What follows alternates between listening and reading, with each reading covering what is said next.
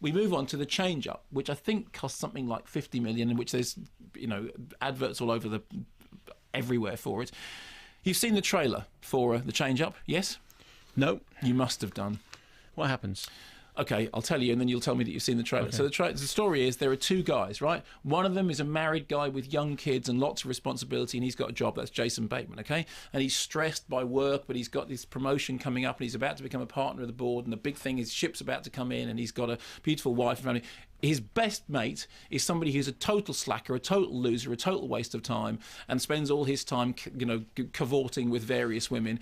And they go out for a drink together, and the guy says, we want each other's life. I want your life. Yeah, you've got everything. You've got everything. The other guy says, no, I want your life. You've got everything. And then, in the way of all these things, they go to a magic fountain because they don't know it's magic. And rather than throwing coins into it, they relieve themselves into the magic fountain. And lo and behold, they find themselves in each other's bodies. Yes, it's Freaky Friday all over again. Should we got a time for a clip before travel, or should we pause for travel and then come back with a clip? No, we've got plenty of time. Here's a clip. Yeah. Oh, no, go on. How did I miss this? I missed all the sex and the drugs and the bad choices, and I just rushed it, didn't I? Wasn't I rushing? You were busy. Rushing to get into a good college, right? And then into a good law school. Once I got into a good law school, I just wanted to get into a good law firm, right? I met Jamie, we got married, we had Cara, and that was it. Right now it's too late. You got it made. You have an extremely hot wife. And you got a beautiful house that's full of furniture and food and kids, and you make a ton of money. You're never lonely. I don't know, what more do you want? I'll tell you what I want, okay? I want something different. I want your life. So, take it away. Okay, so that's basically, so you get Jason Bateman, Ryan Reynolds, that's just the story. One of them's got everything, one of them's got the other everything. They decide they'll swap them, but they don't decide. They just, because they're drunk of an evening, they say, oh, if only I had your life, if only I had your life, blah, blah, blah, blah. Next thing you know, they wake up and they've done the body swap thing. And then comedy plays out as, what do you think's going to happen when the guy who has no responsibility, who has no drive, who has no impetus, but is apparently lying around, drinking beer, doing all that stuff, womanizing all the time, finds himself in the family in which he has to take responsibility for things? Or the other guy who's completely put upon, in the opening scene, we see him changing one of his kids' nappy and being projectile pooed upon by the kid. He says, oh, I want all this. Happen, does it? I think they've just done that for a cinematic gag. Do you think so? Yeah, I think so. The best projectile thing is, have you ever seen Problem Child 2?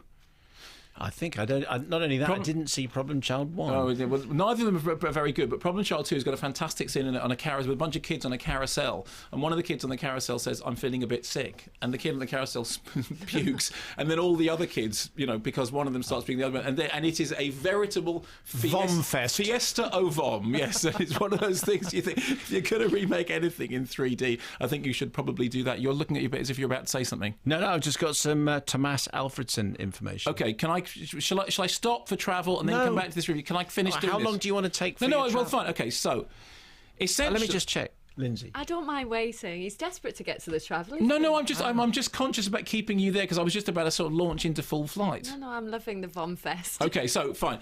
So at the beginning of the film, essentially, the tone is set by the fact that early on in the film, what you get is projectile poop. Okay, and the funny thing about this film is there's an awful lot of poop in it. There's an awful lot of the significance, in inverted commas, of poop in it. And of course, what the film does is what do you think the moral framework of it? Do you think that when these people swap their lives, that actually they will discover that the other lives that they had are in fact everything they want? Or do you think what they'll discover is the guy who's the slacker will discover that in fact he can take responsibility for things. He can move up. He can become a grown-up character. And the guy who's the non-slacker, the guy who's the uptight, will discover that, in fact, what he wants is Imodium. One of the key scenes in the movie is a scene in which that particular character, the Jason Bateman character, is upon the throne. Yes. And it turns out the main bugbear of his life is that because he has so much stress in his life, he has been unable to successfully negotiate the throne properly. Yes. And then he does whilst reading a paperback book, and that turns out to be actually the thing that he wants more than anything, is a little bit of peace and quiet. So too many prunes. Okay, so it's saying too many prunes. Essentially, therefore, what you have is the moral framework is writ large. And the thing, therefore, is, okay, within the moral framework, let's be as crass as is possible. And I didn't laugh once, which is a problem for a comedy. Not even a... No, I didn't. I mean, I sat there stone. I mean, partly because having seen the trailer, you sort of think, OK, I've seen all of this already because everything is laid out in the trailer. Partly because it's evident from the beginning exactly where all of this is going. We've had so many of the, the magic fountain, the body swap, the guy who thinks that what he actually wants is the free... I mean, it's a comparable thing with Hall Pass, the Farrelly's movie, which is, again, that idea about, he's in this married life, but in fact what he wants to do is to step outside of it, but in fact what he discovers when he steps outside the married life is he doesn't want to. So there's this rigidly enforced moral code that is every bit as strict as the moral code that used to be with monster movies, that the bad thing is shown to you but then put away. The monster is brought up in order to be put down.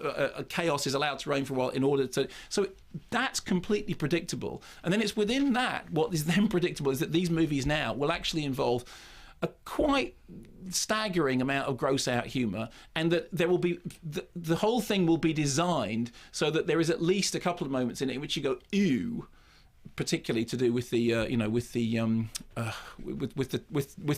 the scenes to do with matters thronal. The poop again. Yeah, it's not. Look, and I'm somebody who generally finds that sort of humour. I'm not averse to a fart gag. Right. I watched Blazing Saddles the other day. Sorry, laughed.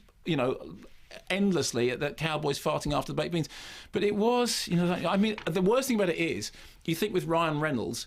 Not with Ryan Reynolds. You think with Jason Bateman, you're above this, and you think with Ryan Reynolds, actually you're below this, and you meet somewhere in the middle. It's nothing like as funny as it needs to be, and it falls over much too easily into just sort of crass, unfunny, stodgy, within this kind of incredibly conservative framework. No laughs. No, for me, no laughs. And I have to one. say, even in the screening room that I was in, there have been times, I mean, like in the case of Hangover, I didn't like Hangover. Or Hangover 2, I liked even less. But there have been times when I've been in cinemas and preview screenings in which there have been comedies and people have been laughing and rolling around in the aisles, and I have been the person who hasn't been doing the laughing. In this particular case, that was not the story. There were three laughs or fewer.